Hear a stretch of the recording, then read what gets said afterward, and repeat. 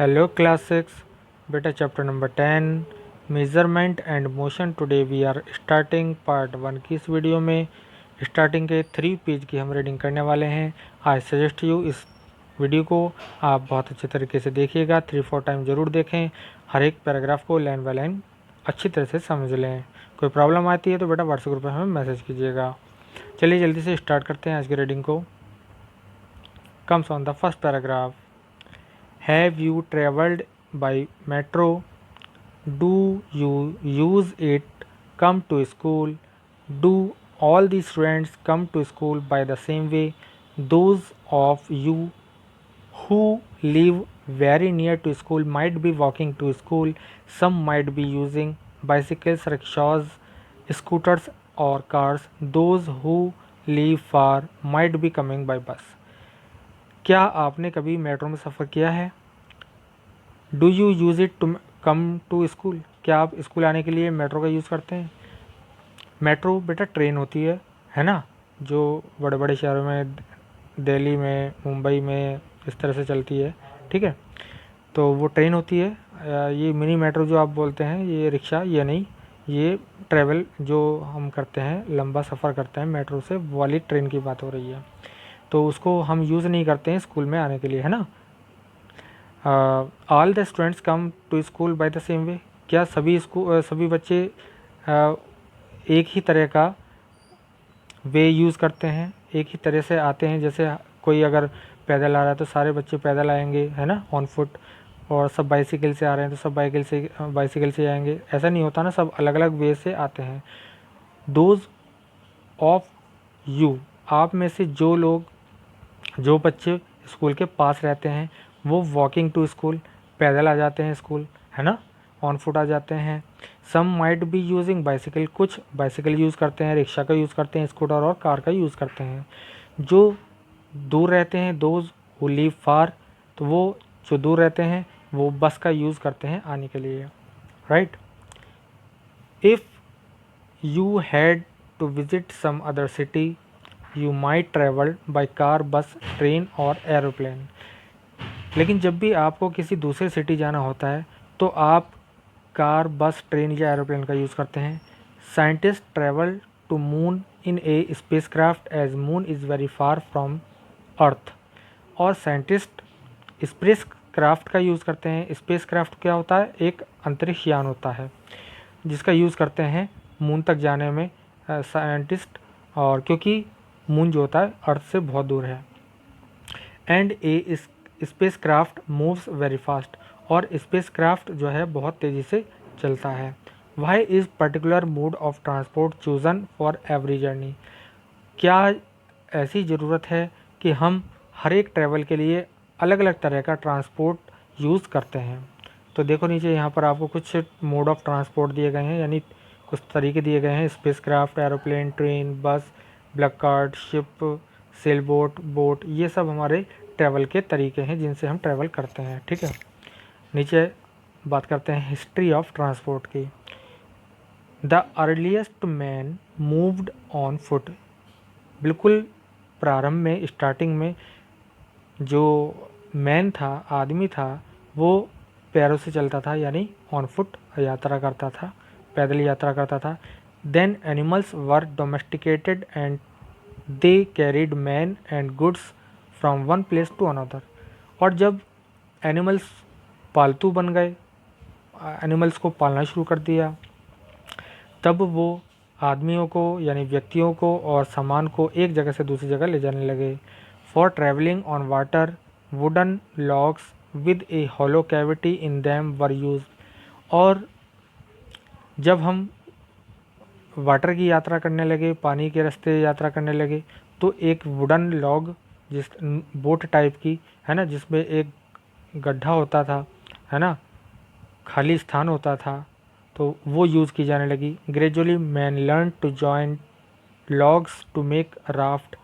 और धीरे धीरे मनुष्य ने सीखा, अनेक जो है जॉइन कर दिया लॉग्स को, उसका एक राफ्ट बनाया। Wooden planks were also use to make boats. और वुडन की जो प्लैंक्स होती हैं उनका यूज़ किया बोट बनाने के लिए। चलिए नेक्स्ट पेज पे चलते हैं। The invention of wheel land transport easier. जो इन्वेंशन हुआ व्हील का, यानी पहिए का जो आविष्कार हुआ, मेड लैंड ट्रांसपोर्ट इजियर। इसने ज़मीनी जो यातायात था हमारा, यानी अर्थ पर जब हम एक जगह से दूसरी तरफ जाते थे वो ट्रैवलिंग हमारी इजी हो गई। Now vehicles could be made which could be pulled by animals. तो हमारे जो व्हीकल्स थे वो इस तरह से बनाए जाने लगे कि वो एनिमल्स के द्वारा खींचे जा सकें। In 19th century steam engine was invented. 19th century में स्टीम इंजन का आविष्कार हो गया। And it made a big change in the way people travelled. और लोगों के ट्रैवल करने के तरीके में बहुत ज़्यादा अंतर आ गया, परिवर्तन हो गया। Carriages, rails, boats could all B driven by steam engine. जो कैरेजेस होते थे, रेल्स होती थी, बोट्स, ये सब चलाए जाने लगे किसके द्वारा? स्टीम इंजन के द्वारा। This made travel very fast. इसने ट्रैवलिंग को बहुत तेज़ कर दिया। इंस्टेड ऑफ स्टीम, स्टीम के अलावा modern engine use fuel like petrol, diesel, CNG etcetera. तो अब स्टीम के स्थान पर, है ना, स्टीम की बजाय, यानी भाप जो होती है स्टीम, उसकी जगह हम मॉडर्न इंजन जो बन रहे हैं उसमें हम फ्यूल्स का यूज़ कर रहे हैं, जैसे petrol, diesel, CNG. Some engine run on electricity. कुछ इंजन्स इलेक्ट्रिसिटी यानी बिजली के द्वारा दौड़ते हैं। What makes a metro train run. Metro train किस तरह रन करती है? Some very fast trains run on magnets. कुछ बहुत तेज़ चलने वाली जो ट्रेन हैं वो रन करती हैं, दौड़ती हैं मैग्नेट्स पर। यहाँ पर आपको एक्टिविटी फर्स्ट दिखाई गई है, किस किस तरह से हमारे जो है इन्वेंटिंग हुई, इन्वेंशन हुआ, किस किस तरह से हमने पहले क्या बनाया, उस फिर हम किस किस तरह से, किस मोड से हम ट्रैवलिंग करना शुरू किए। ठीक है, यह सब दिखाया गया आपको। इसके बाद चलते हैं नीचे। Man always wanted to fly birds like birds in the sky. Man, आदमी, हमेशा ही चाहता था आकाश में पंछियों की तरह उड़ना। Hot air balloons and gliders were the initial attempts to fly. और प्रारंभ में जो हॉट एयर बैलून थे और ग्लाइडर थे, इनका यूज़ किया गया उड़ने के लिए। This led to construction of aeroplane. और इसी ने एरोप्लेन के निर्माण की हमें क्या दी? राह दी, एक वे दिया। We choose the mode of transport depending on the distance we have to travel. और हम इस प्रकार का मोड ऑफ ट्रांसपोर्ट यूज़ करते हैं, निर्भर करता है उस पर कि हमें कितनी दूरी की यात्रा करनी है। How do we find out the distance between two place. हम दो जगह के बीच की डिस्टेंस, दो प्लेस के बीच की डिस्टेंस किस तरह से फाइंड आउट करते हैं। चलिए नेक्स्ट पेज पर चलते हैं। Now comes on the measurement. When you buy shoes for yourself, how do you know which size shoe to buy. जब आप बाज़ार जाते हैं, मार्केट जाते हैं अपने लिए शूज़ ख़रीदने के लिए, तो आपको कैसे पता लगता है कि आपको कौन से साइज़ का शूज़ चाहिए? The shopkeeper measures your foot. Shopkeeper आपका फुट को मेज़र करता है। Similarly A carpenter measures the height and width of the cupboard which making it's door. तो जब कोई कारपेंटर डोर बनाता है तो कपबोर्ड का आपको हाइट और विड्थ को वो मेज़र करता है। Size of shoe, height, width etcetera, ये सब चीज़ें क्या हैं? Are deal with measurement. ये सब डील करती होती हैं, ये डील होती हैं measurement of distance between two point. दो पॉइंट्स के बीच की डिस्टेंस से डील की जाती हैं, मेज़र की जाती हैं। The physical quantity associated with measurement of distance between two points is called length. जो एक फिज़िकल क्वांटिटी होती है जो वो मेज़र करती है डिस्टेंस को दो पॉइंट के बीच, उसको हम लेंथ बोलते हैं।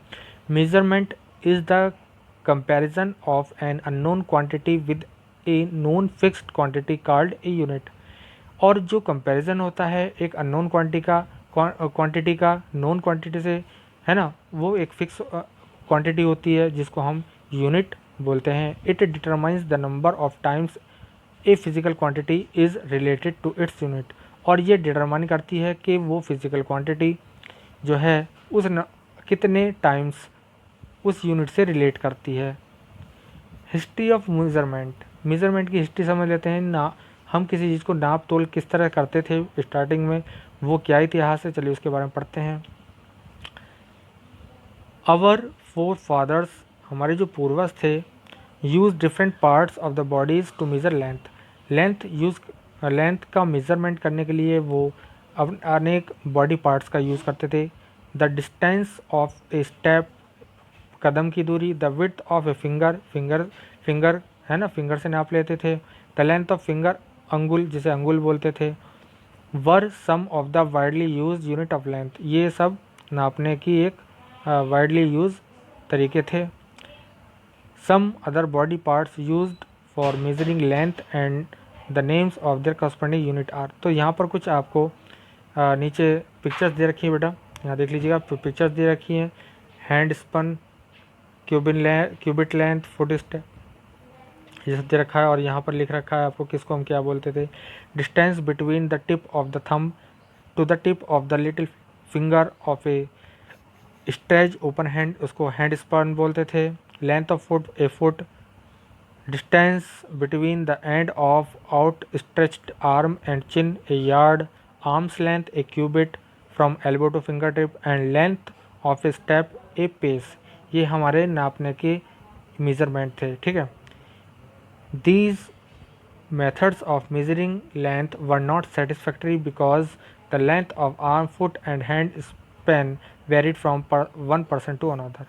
तो ये जो मेज़र करने के जो तरीके थे ये सेटिस्फैक्ट्री नहीं थे, कामयाब नहीं थे, क्योंकि हर एक पर्सन के अकॉर्डिंग जो आर्म, फुट यानी हैंड्स की लेंथ होती है वो अलग अलग होती है, तो हम उसको सही तरह से मेज़र नहीं कर पाते थे, ठीक है।